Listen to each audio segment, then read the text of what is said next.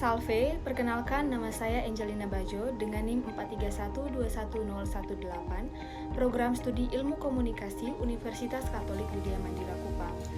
Pada video kali ini, saya akan menjelaskan studi kasus penerapan resolusi konflik dari mata kuliah negosiasi. Kasus pertama, kasus sengketa kepemilikan. Contoh konflik sengketa kepemilikan tanah bisa melibatkan dua tetangga yang berselisih mengenai batas lahan mereka.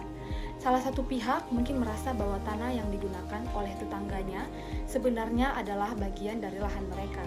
Sementara itu, pihak lainnya bersikeras bahwa tanah tersebut merupakan milik mereka berdasarkan penafsiran, perjanjian, atau dokumen kepemilikan. Solusi menggunakan metode mediasi akan melibatkan mediator yang netral yang membantu kedua pihak untuk mencapai kesepakatan yang dapat diterima oleh kedua belah pihak.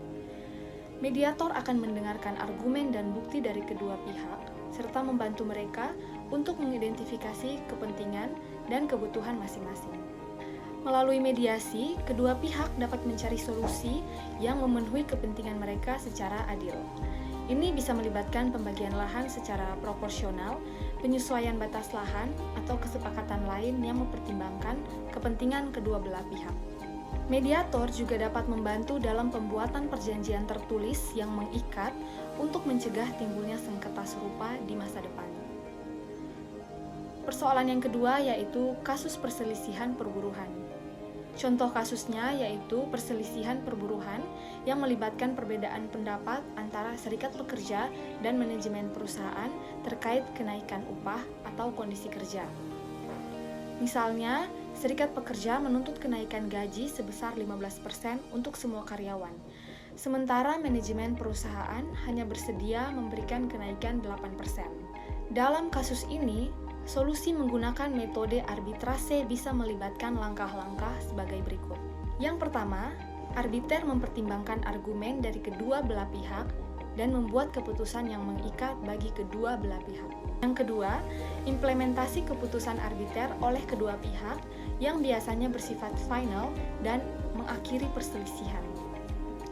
Dengan metode arbitrase, perselisihan dapat diselesaikan dengan cara yang adil dan netral tanpa perlu melalui proses peradilan yang panjang dan mahal.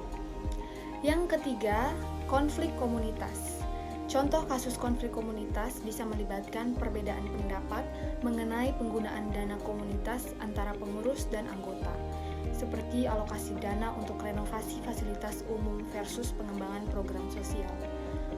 Solusinya menggunakan metode konsultasi dan negosiasi. Metode ini dapat melibatkan pengurus dan mengadakan pertemuan terbuka untuk mendengarkan masukan serta saran dari anggota komunitas tentang alokasi dana. Ini memberi kesempatan kepada semua pihak untuk berpartisipasi dalam proses pengambilan keputusan.